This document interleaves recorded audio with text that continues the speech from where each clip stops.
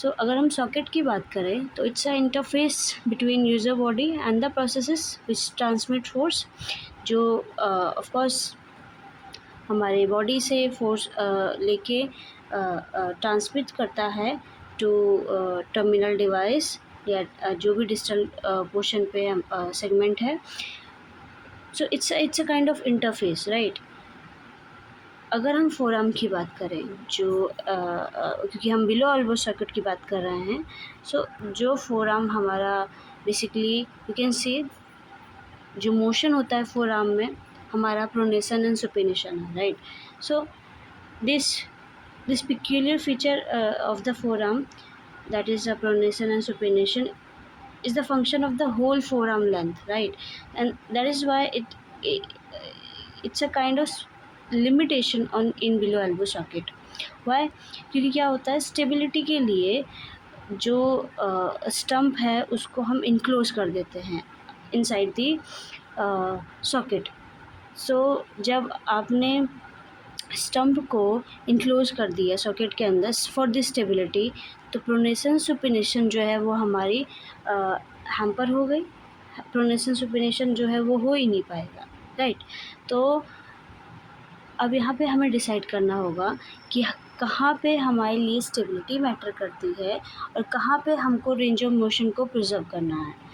तो अगर for that पहले हमें एक डायग्राम को अच्छे से समझना पड़ेगा, दैट इज़ हेयर, कि कैसे लॉन्ग स्टम्प लेंथ डिफर कर सकता है शॉर्ट स्टम्प लेंथ में.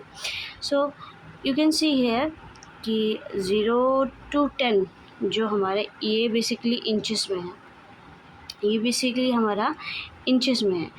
तो एज द जो हमारा लेंथ है, लेंथ जो है वो डायरेक्टली प्रोपोर्शनल है हमारे range of motion preserved, right. Normally देखें तो जो नेचुरल रोटेशन है वो 55 to 180 डिग्री है, बट जैसे जैसे लेंथ जो है हमारी डिक्रीज़ हो रही है, हमारा जो रेंज ऑफ रेजिडुअल रोटेशन है एम्प्यूटी का वो भी डिक्रीज़ हो रहा है. फ्रॉम 0 to 10 यू कैन सी जो लॉन्ग एंड डिसआर्टिकुलेशन, रिस्ट डिसआर्टिकुलेशन के केस में हमारा जो रोटेशन है एम्प्यूटी का वो हाईएस्ट है 100 to 120 के बीच में.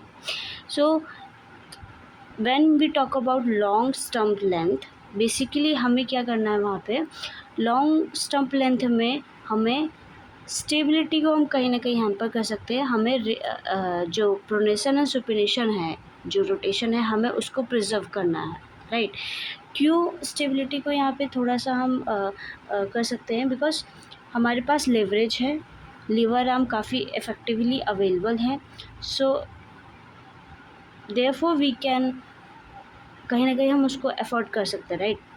But when we talk about the short stump length, short stump length में क्या होता है कि of course you can see है जैसे जैसे ये शॉर्ट स्टम्प लेंथ में जैसे जैसे डिक्रीज़ हो रहा है लेंथ, हमारा जो रोटेशनल कैपेसिटी है, जो प्रोनेशन सुपिनेशन कैपेसिटी है, टेंडेंसी, वो भी डिक्रीज़ हो रही है.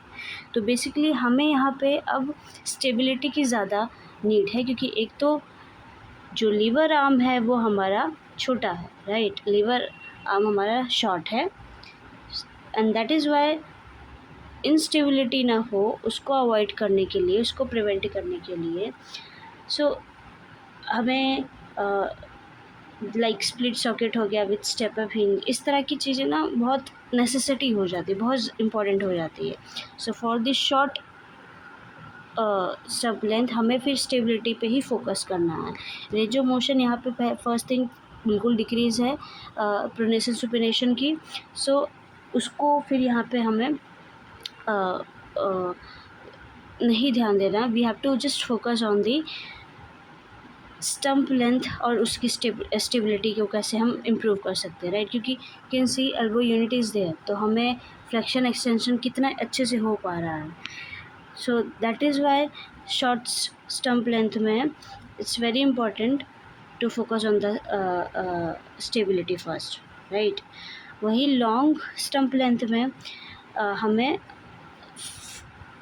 डिज़ाइन या फैब्रिकेट इस तरह से करना है कि कहीं ना कहीं हमारा प्रोनेशन सुपिनेशन भी हैम्पर ना हो और स्टेबिलिटी भी बहुत ज़्यादा लैक ना हो, राइट। तो फोकस ज़्यादा करना है कि प्रोनेशन सुपिनेशन कैसे कर सकते हैं। अच्छा, अब उसके लिए जो डिज़ाइन है वो इम्पोर्टेंट, वो मैटर करती है, right.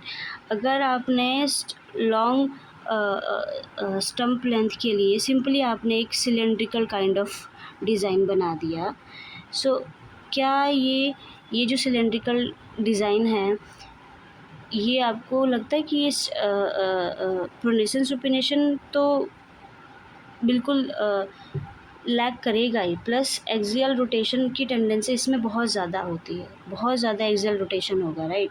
So that is Y जो लॉन्ग स्टम्प का जो फैब्रिकेटेड होता है वो समवेयर हमारा स्क्रू फिट डिज़ाइन में होता है। So have you all seen the screwdriver? I guess here it is, right.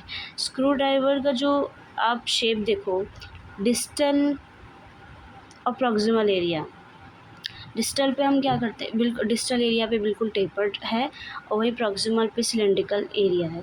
सो यही सेम चीज़ जो है हम बिलो एल्बो के लॉन्ग स्टम्प में यूज़ करते हैं कि जो प्रॉक्सिमल वाला एरिया उसको हम लूज़ रखेंगे और जो डिस्टल वाला पोर्शन है उसको दोनों साइड से टेपरिंग कर देंगे, टेपर करके दोनों तरफ से एक फोर्स लगाएंगे, इधर से भी हल्का सा भी साइड से, ताकि आपका प्रोनेशन सुपिनेशन जो है, this fit is known as screwdriver fit, right, ताकि आपका मैक्सिमम रोटेशनल स्टेबिलिटी मिल सके।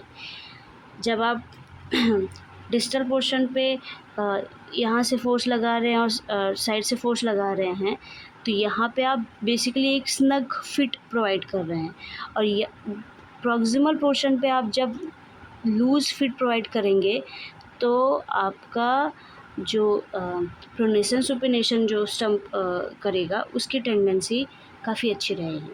सो that is why it is known as screwdriver fit, right. So this is all for today. Next video में we will talk about the above elbow circuit, right. So अगर आपको और भी कुछ content इससे related चाहिए होगा तो just comment in the section. I will try to provide that. Thank you.